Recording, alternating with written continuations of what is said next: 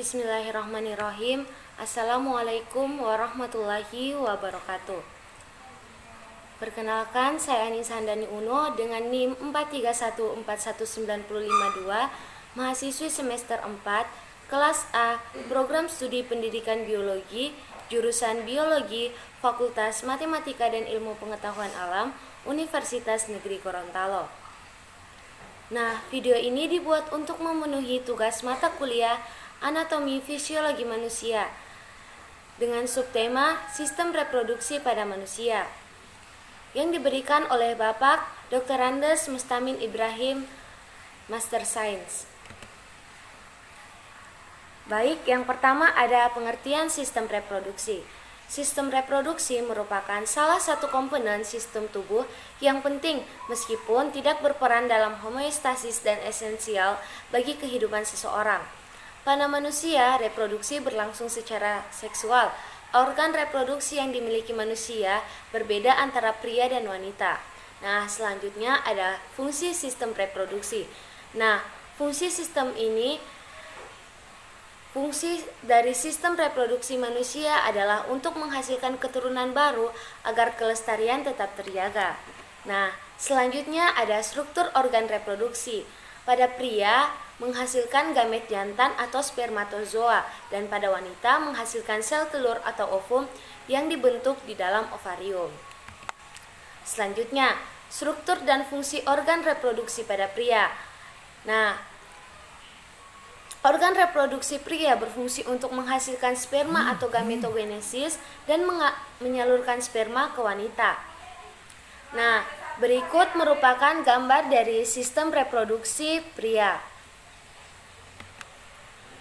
Selanjutnya ada alat kelamin luar. Yang pertama ada skrotum, yang mana merupakan kantong pembungkus testis yang melindungi testis. Pada skrotum terdapat dua otot. Yang pertama ada otot dartos, yang mana otot polos yang dapat mengerut dan mengendurkan skrotum. Selanjutnya ada otot kremaster, yang mana otot lurik yang mengatur suhu testis. Nah, di sini terdapat gambar dari skrotum itu sendiri. Organ yang kedua yaitu terdapat penis, yang mana merupakan alat kopulasi sperma yang terdiri atas. Yang pertama ada bulbus penis atau bagian akar penis. Yang kedua ada korpus penis atau jaringan erektil berongga yang mengandung pembuluh darah dan saraf, yang terdiri dari ketika ada rangsangan, darah masuk ke jaringan erektil dan penis mengalami ereksi. Nah, yang ketiga ada gland penis atau bagian kepala penis. Dan yang keempat ada preputium atau kulit pelindung kepala penis yang dipotong sewaktu sirkumsisi. Nah, di sini terdapat gambar dari lubang penis. Nah, yang ketiga itu ada uretra, yang mana merupakan saluran yang mengantarkan urin dan sperma. Pada pria, saluran uretra berperan sebagai saluran pengeluaran air mani. Meskipun mempunyai peranan yang berbeda, saluran ureter dan uretra ini mempunyai tujuan yang sama, yakni membuang sisa metabolisme dari dalam tubuh menuju keluar tubuh.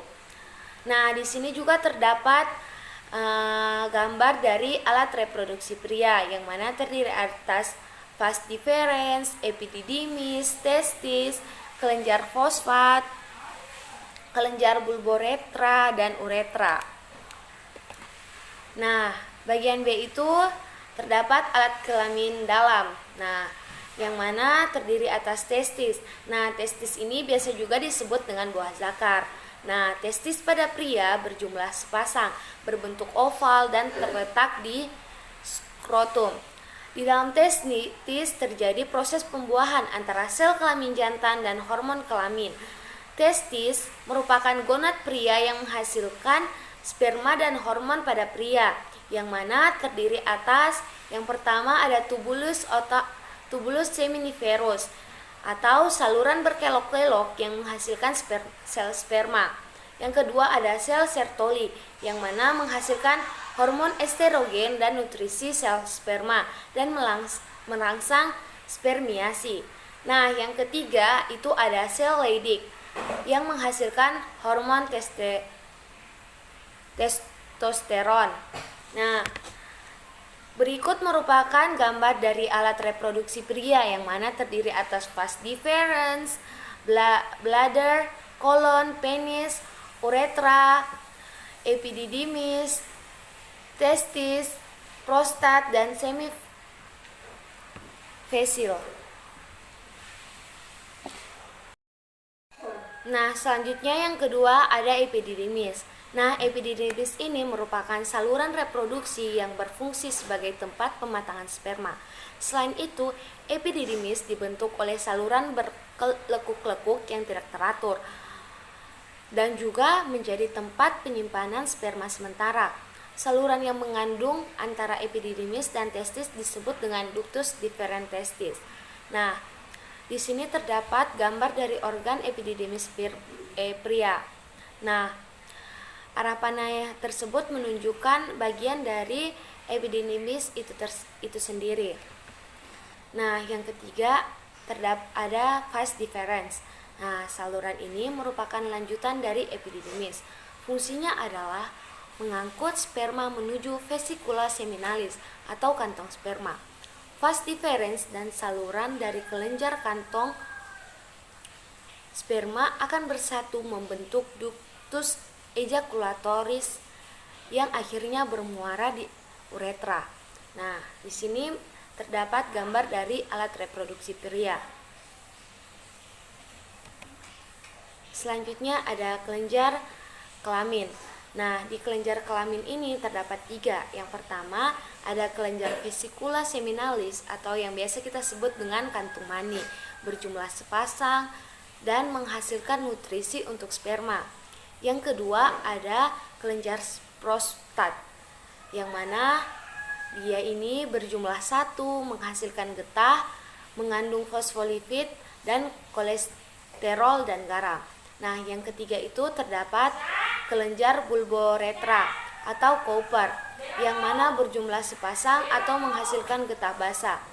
Ini merupakan gambar alat reproduksi pria, yang mana pada gambar ini terdapat segala bagian-bagian dari alat reproduksi pria, baik itu vesikula seminalis, rectum, vas deferens, ductus ejaculator, kelenjar prostat, kelenjar bulboretra, vas deferens, epididymis, testis, skrotum, kulub, penis, uretra, jaringan ereksi, tulang pubis, dan kantung kemih.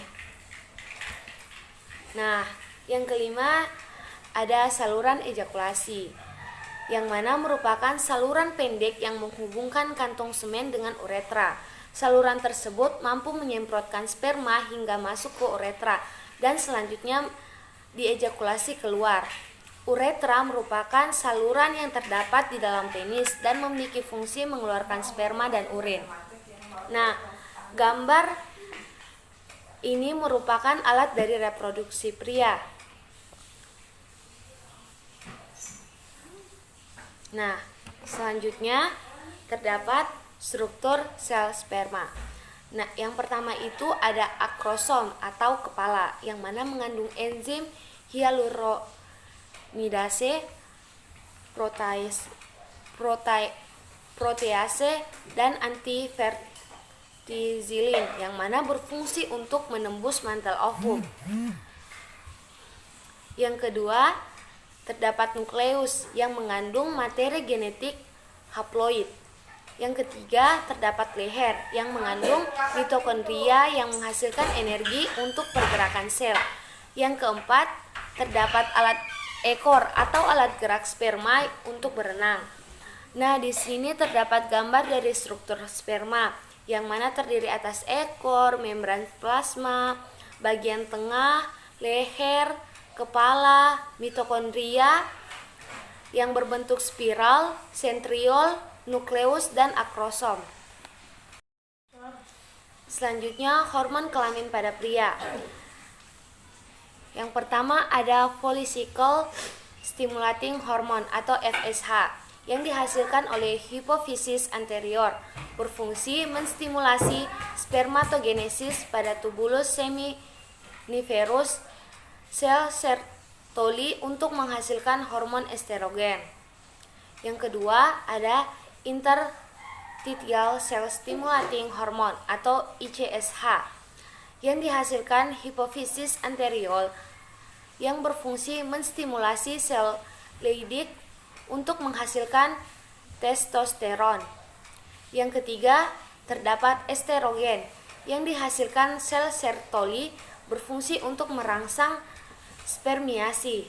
Dan yang keempat, terdapat testosteron atau androgen yang dihasilkan sel Leydig berfungsi memunculkan ciri-ciri kelamin sekunder pria, mengatur spermatogenesis dan spermiasi. Selanjutnya ada struktur dan fungsi organ reproduksi pada wanita. Organ reproduksi pada wanita terdiri atas organ internal yang meliputi ovum yang berfungsi untuk menghasilkan sel telur atau ovum, saluran uterin atau fallopian yang berfungsi mengangkut sel telur ke bagian uretus, dan rahim atau uterus, vagina, dan organ eksternal meliputi vulva atau pudendum dan kelenjar payudara. Struktur organ reproduksi wanita bagian dalam dapat digambarkan sebagai berikut. Nah, di sini merupakan gambar dari organ reproduksi wanita. Nah, yang pertama ada alat kelamin luar. Yang pertama itu ada labia mayora atau bibir besar, yaitu struktur terbesar alat kelamin luar perempuan yang tebal dan berlapiskan lemak. Labia mayora ini melindungi organ pada alat kelamin luar lainnya dan berakhir menjadi mons pubis. Nah, di sini terdapat gambar reproduksi wanita, terutama pada bagian labia mayora. Nah, di bagian-bagian ini terdapat ovarium, oviduk, kandung kemih, klitoris, labium minora, rahim, leher rahim, vagina, dan labium mayora. Nah, selanjutnya itu terdapat labia minora, yang mana merupakan lipatan kecil di bagian dalam labia mayora. Nah, bagian depan labia minora mengelilingi klitoris. Nah, kedua labia ini mempunyai pembuluh darah sehingga dapat menjadi besar saat keinginan seks sedang bertambah. Nah, di sini juga terdapat gambar dari organ reproduksi wanita khususnya pada bagian labia minora. Selanjutnya, yang bagian yang ketiga itu terdapat mons veneris, yaitu bagian yang menonjol atau bantalan yang berisi jaringan lemak dan sedikit jaringan ikat yang terletak di atas symphysis pubis. Setelah pubertas, kulit dari mons veneris tertutup oleh rambut-rambut. Mons veneris berfungsi untuk melindungi alat genitalia dari masuknya kotoran, selain itu untuk estetika. Nah, yang keempat terdapat klitoris, disebut juga dengan kelentid. Klitoris berupa tonjolan kecil dan memanjang serta homolog dengan penis pada pria. Sebagian besar tersembunyi di antara kedua labia minora. Nah, di sini terdapat gambar dari organ reproduksi wanita. Nah, terutama pada bagian ovarium, oviduk, uretra, klitoris, labia minora, dan labia minora, vagina, anus, rektum, serviks, kolon, dan uterus. Nah, yang kelima itu terdapat orificium uretra, yang mana merupakan muara dari saluran kencing yang terletak di bawah klitoris. Nah, yang keenam terdapat hymen sering, yang sering disebut sebagai selaput darah. Nah, yang ketujuh terdapat kelenjar reproduksi. Sama halnya seperti pria, wanita juga memiliki beberapa kelenjar reproduksi. Di antaranya adalah kelenjar vestibulari mayor dan minor serta pareuretralis. Nah, di sini terdapat gambar dari organ reproduksi pada wanita. Selanjutnya, alat kelamin wanita bagian dalam. Yang pertama itu terdapat ovarium atau indung telur, yang mana merupakan gonad wanita yang menghasilkan ovum dan hormon pada wanita. Dalam ovarium terdapat struktur folikel atau cangkang yang melindungi ovum. Yang kedua ada fimbrae, yang mana merupakan jumbai yang menangkap ovum dari ovarium menuju pangkal oviduk yang disebut dengan infundibulum. Nah, yang ketiga terdapat oviduk atau tuba Fallopi, yang mana merupakan saluran penghubung ovarium dan uterus. Fertilisasi terjadi pada 1 atau 3 awal oviduk. Nah, yang keempat terdapat uterus atau rahim, yang mana merupakan tempat berkembangnya zigot menjadi bayi. Dinding uterus tersusun atas otot polos dan endometrium. Nah, yang kelima terdapat serviks atau leher rahim, yang mana merupakan corong pembatas uterus dan vagina. Nah, yang keenam terdapat vagina, yang mana merupakan lubang kopulasi yang berhubungan dengan vulva. Pada vagina terdapat selaput yang menghasilkan lendir, disebut dengan kelenjar Bartholin. Jika ada rangsangan, maka kelenjar ini akan mengsekresikan lendir. Nah, di sini terdapat gambar dari organ dalam pada wanita, yang terdiri atas tuba Fallopi, tundus atau uretrus, uterus,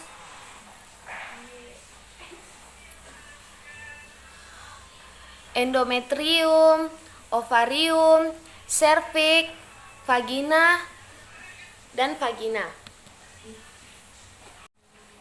Selanjutnya ada struktur sel ovum. Yang pertama terdapat corona radiata, yang mana merupakan lapisan pelindung ovum terluar yang mengandung hyaluronid. Yang kedua ada zona pellucida, yang mana merupakan lapisan pengelindung ovum tengah yang tebal yang mengandung glikoprotein. Nah, yang ketiga terdapat membran vitellina, yang mana merupakan lapisan pelindung ovum paling dalam yang transparan. Dan yang keempat terdapat protein kuning telur, atau yang biasa kita sebut dengan sitoplasma. Nah, yang kelima terdapat nukleus yang mengandung materi genetik haploid. Dan yang terakhir terdapat polosit atau badan polar yang dihasilkan oleh oogenesis. Nah, di sini terdapat gambar dari struktur sel ovum.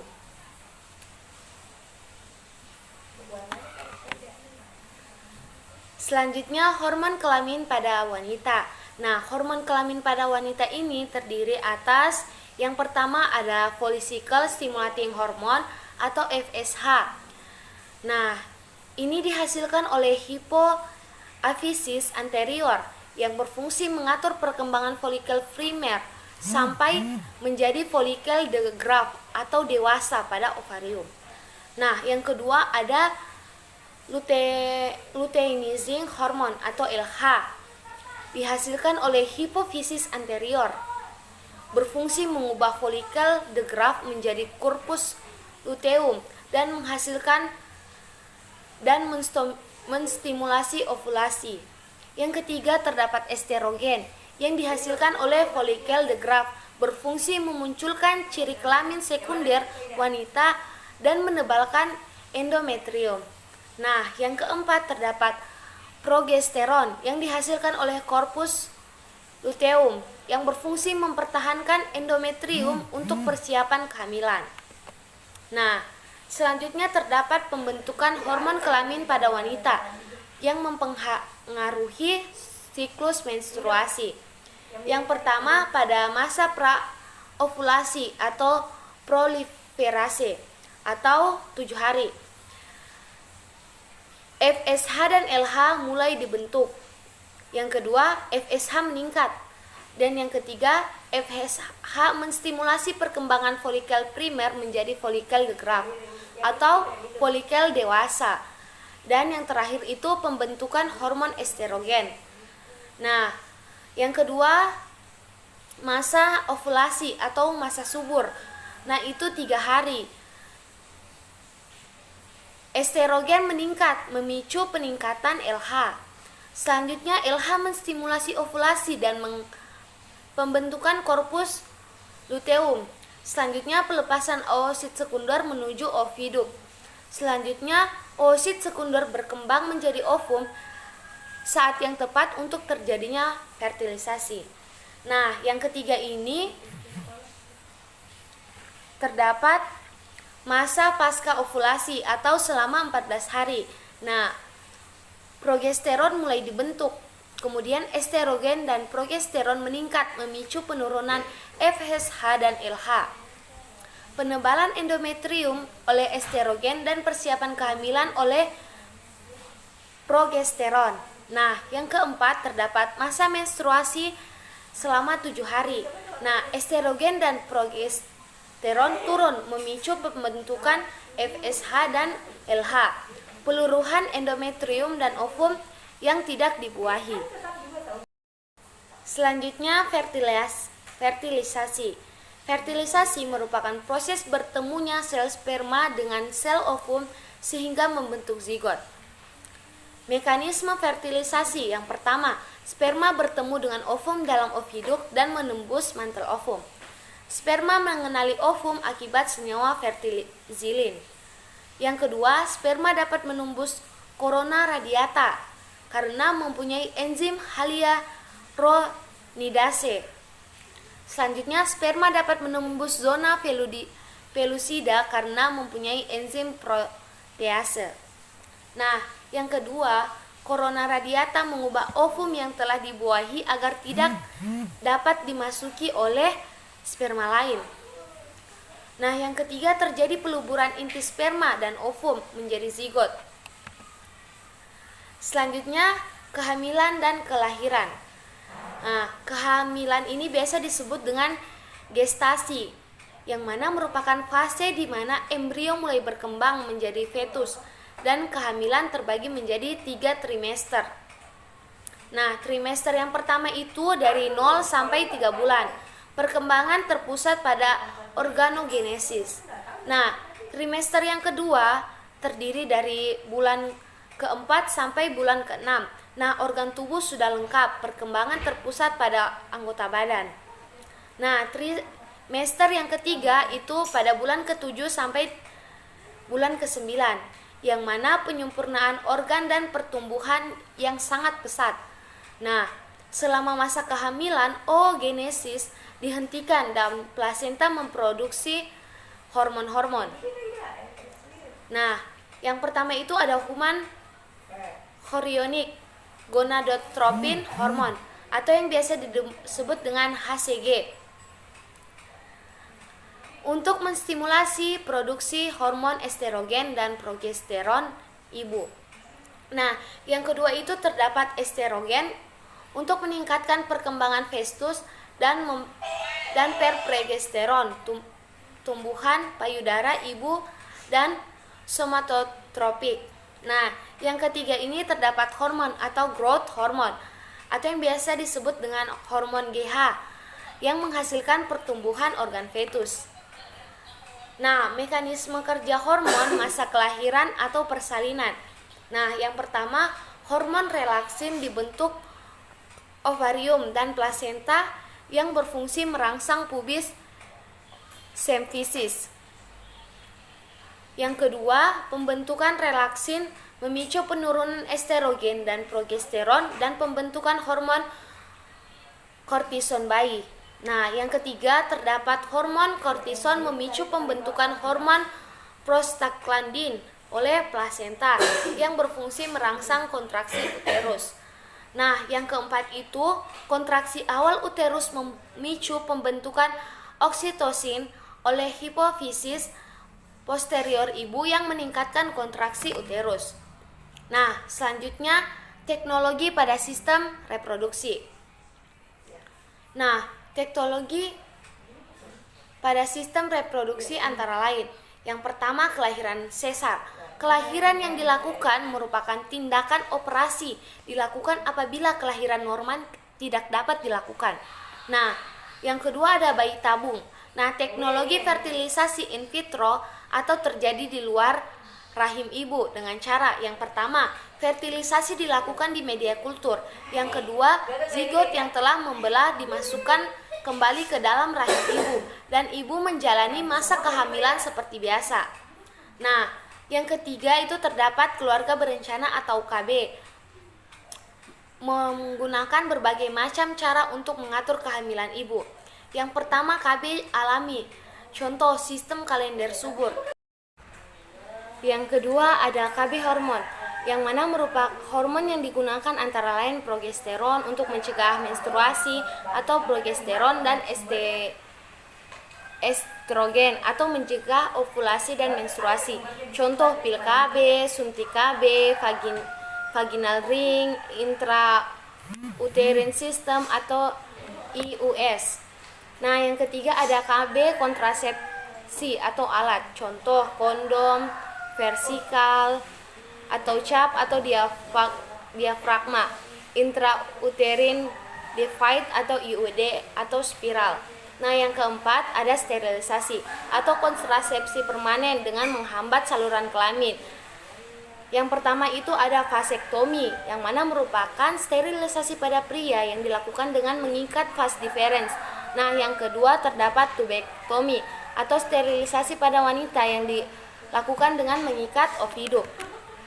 Nah, selanjutnya terdapat gangguan pada sistem reproduksi, yang mana yang pertama adalah infertilitas atau ketidakmampuan menghasilkan gamet atau keturunan. Yang kedua ada impotensi atau ketidakmampuan penis untuk melakukan ereksi karena faktor hormon, obat-obatan, rokok, dan alkohol. Nah, yang ketiga terdapat kriptokordisme atau gagal turunnya testis dari rongga perut ke skrotum sewaktu lahir. Dan yang keempat terdapat orkitis atau peradangan testis akibat virus. Nah, yang kelima terdapat epididimitis atau peradangan epididymis akibat E. coli atau chlamydia. Nah, yang keenam terdapat prostatitis atau peradangan kelenjar prostat akibat usia lanjut atau E. coli. Nah, yang ketujuh terdapat premenstrual syndrome atau PMS, yang mana merupakan gangguan emosi akibat rasa sakit dan nyeri yang muncul akibat meningkatnya hormon kelamin. Nah, yang kedelapan itu terdapat endometriosis, yang mana terdapatnya jaringan endometrium di luar uretrus yang menyebabkan rasa nyeri sewaktu menstruasi. Nah, yang kesembilan itu terdapat emenor atau tidak terjadinya menstruasi dalam waktu yang lama. Nah, selanjutnya ada penyakit menular seks atau STD, yang mana merupakan penyakit yang ditularkan melalui hubungan seksual. Penyakit menular seks antara lain yang pertama ada AIDS, penyebab dari HIV yang akibatnya turunnya sistem imun tubuh. Selanjutnya ada gonorea, Neisseria, penyebab gonorrhoeae, akibatnya terjadi kencing nanah. Chlamydia, penyebab chlamydia trachomatis, akibatnya terjadi keputihan, pendarahan. Sifilis atau raja singa, penyebab troponema palladium, akibatnya terjadi radang alat kelamin. Selanjutnya ada herpes genital, penyebab herpes simplex virus, akibatnya terjadi radang alat kelamin. Demikian presentasi sistem reproduksi pada manusia. Lebih dan kurangnya mohon dimaafkan. Saya akhiri, wabillahi taufiq wal hidayah. Wassalamualaikum warahmatullahi wabarakatuh.